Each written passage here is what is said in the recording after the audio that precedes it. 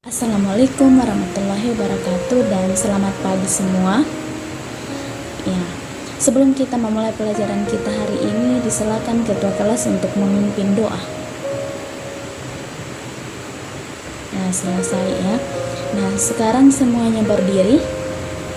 Kemudian rapikan pakaiannya. Yang bajunya masih di luar silahkan dimasukkan dulu. Dasi juga dirapikan. Sudah. Nah, sekarang lihat ke kolong mejanya, ke samping kiri dan kanannya, apakah masih ada sampah. Kalau masih ada silahkan dibuang dulu di tempat sampah ya. Sudah? Ya, kalau sudah silahkan duduk kembali. Nah, bagaimana kabarnya hari ini? Baik? Sudah siap untuk belajar? Ya, sudah siap ya. Atau ada yang tidak hadir hari ini? Hadir semua? Oke, bagus ya. Ada yang masih ingat pelajaran kita minggu yang lalu? Iya, minggu lalu kita belajar tentang sistem pernapasan pada manusia. Nah, hari ini kita masih belajar mengenai dengan sistem pernapasan yaitu pada hewan.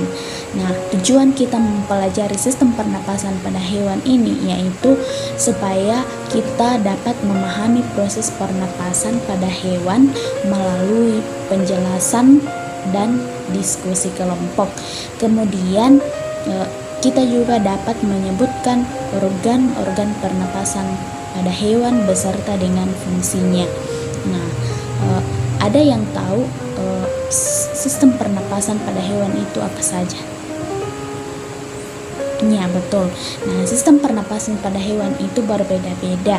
Ada yang bernapas dengan kulit, ada yang bernapas dengan insang, paru-paru, dan lain-lainnya.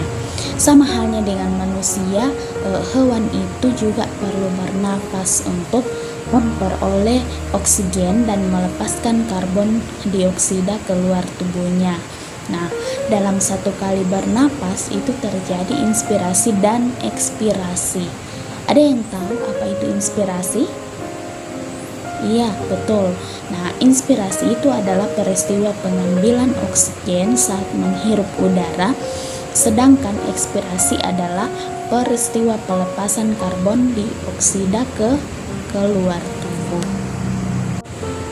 Ya, untuk pembelajaran kita kali ini, Ibu akan membagi kalian ke dalam 4 kelompok kecil yang masing-masing kelompok beranggotakan 3 orangnya. Nah, kelompok 1 yaitu bagian sebelah kiri satu baris ke belakang. Kemudian kelompok 2 juga satu baris ke belakang. Kemudian kelompok 3 di sini satu baris ke belakang, dan kelompok 4 yang sebelah kanan juga satu baris ke belakang. Silahkan bergabung dengan kelompoknya masing-masing. Sudah? Nah, sesuai dengan pembelajaran kita hari ini, Ibu akan memberikan nama masing-masing kelompok. Nah, kelompok 1 Ibu beri nama kelompok mamalia. Kemudian kelompok 2 diberi nama kelompok reptil. Kemudian kelompok 3 diberi nama kelompok amfibi. Kemudian kelompok 4 diberi nama kelompok serangga. Ya, mengerti? Nah, untuk lebih memahami mengenai dengan materi kita hari ini, Ibu akan menampilkan sebuah video dan Ibu mohon masing-masing kelompok memperhatikan dengan baik video tersebut karena nanti akan ada penugasan ya. Selamat pagi anak-anak, berjumpa lagi dengan Bu Ina. Semoga kalian tetap sehat dan semangat. Hari ini kita akan belajar tentang alat dan sistem pernapasan pada hewan. Disimak ya penjelasannya. Cacing tanah. Cacing tanah bernapas melalui permukaan kulitnya. Di permukaan kulit cacing tanah terdapat banyak sekali pembuluh darah dan menghasilkan lendir. Kondisi kulit yang selalu lembab inilah yang membuat proses penyerapan oksigen berlangsung dengan baik. Serangga. Sistem pernapasan pada serangga adalah sistem trakea yang tersusun dari saluran yang menyerupai tabung dan memiliki lubang yang terhubung dengan udara luar yang disebut spirakel. Trakea di dalam tubuh serangga selanjutnya akan membentuk percabangan yang lebih kompleks yang disebut trakeolus. Ikan memiliki alat pernapasan berupa insang. Insang terletak di sebelah kanan dan kiri kepala. Insang berjumlah 4 pasang. Bagian-bagian insang berbentuk lembaran yang disebut lembaran insang. Pada lembaran insang terjadi pertukaran udara. Ikan juga memiliki gelembung renang untuk menyimpan oksigen. Ikan memperoleh oksigen dari dalam air. Amfibi. Kata adalah contoh hewan amfibi. Saat masuk ke jaibong, kata hidup di dalam air dan bernapas dengan insang. Setelah berumur 9 hari, kejaibong bernapas dengan insang dalam. Insang dalam menyusut seiring mulai berfungsinya paru-paru. Katak muda tumbuh menjadi katak dewasa dan bernapas menggunakan paru-paru dan permukaan kulit. Reptil. Hewan yang termasuk jenis reptil diantaranya adalah ular, kadal, cecak, buaya, dan biawak. Reptil bernapas dengan menggunakan paru-paru. Udara masuk melalui hidung lalu ke batang tenggorokan, kemudian ke paru-paru. Paru-paru reptil terletak di dalam rongga dada dan dilindungi oleh tulang rusuk. Burung. Burung bernapas dengan paru-paru yang terletak di dalam rongga dada. Udara yang mengandung oksigen masuk melalui lubang hidung. Selanjutnya, udara masuk ke pembuluh darah yang disebut dengan trakea. Dari trakea, udara sebagian masuk ke paru-paru dan sebagian lagi masuk ke kantong udara. Burung menghirup udara sebanyak-banyaknya saat tidak terbang. Sebaliknya, saat terbang, burung tidak menghirup udara. Udara dihembuskan dari kantong udara ke paru-paru.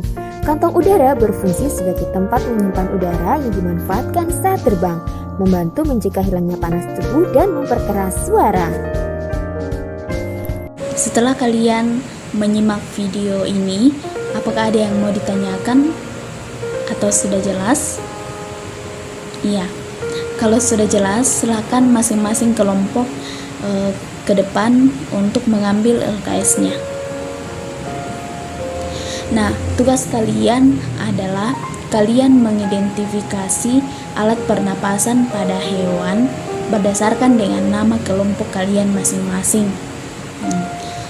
Misalnya, hewan tersebut bernapas dengan apa, kemudian organ-organ pernapasannya itu apa saja, bagaimana fungsinya, dan bagaimana prosesnya. Nah, bisa dimengerti? Dikerjakan selama 15 menit ke depan. Silahkan dimulai dari sekarang. Ya, sudah ya? Ada yang sudah selesai? Ya, kelompok siapa yang mau maju duluan? Ayo. Ya, silahkan kelompok mamalia. Ya, bagus, tepuk tangan untuk kelompok mamalia. Nah, mamalia itu seperti yang telah dipaparkan oleh kelompok mamalia. Mamalia itu adalah jenis hewan yang menyusui anaknya. Nah, ada 2 jenis mamalia, yaitu mamalia darat, misalnya anjing, kambing, sapi, dan lain-lain. Kemudian mamalia air, misalnya paus dan lumba-lumba. Nah, alat pernapasan mamalia itu terdiri dari hidung, trakea, bronkus, dan paru-paru. Ya, sudah selesai semua presentasinya ya. Oke, nah masih ada di antara kalian yang ingin bertanya? Ya, kalau tidak ada, Ibu akan tanya satu-satu ya. Nah, dimulai dari Reni. Reni, pertukaran gas pada ikan itu terjadi pada? Ya, bagus, terjadi pada insang. Kemudian kulit cacing itu selalu lembab agar mudah apa yoga? Iya, bagus, agar mudah menyerap udara.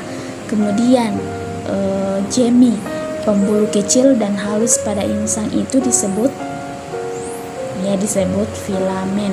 Nah, gitu ya. Nah, adakah di antara kalian yang bisa menyimpulkan mengenai dengan pelajaran kita hari ini?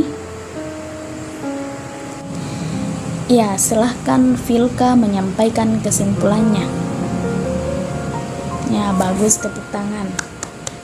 Nah, oke, untuk mengakhiri pembelajaran kita hari ini, saya persilahkan salah seorang dari antara kalian untuk memimpin kita dalam doa bersama.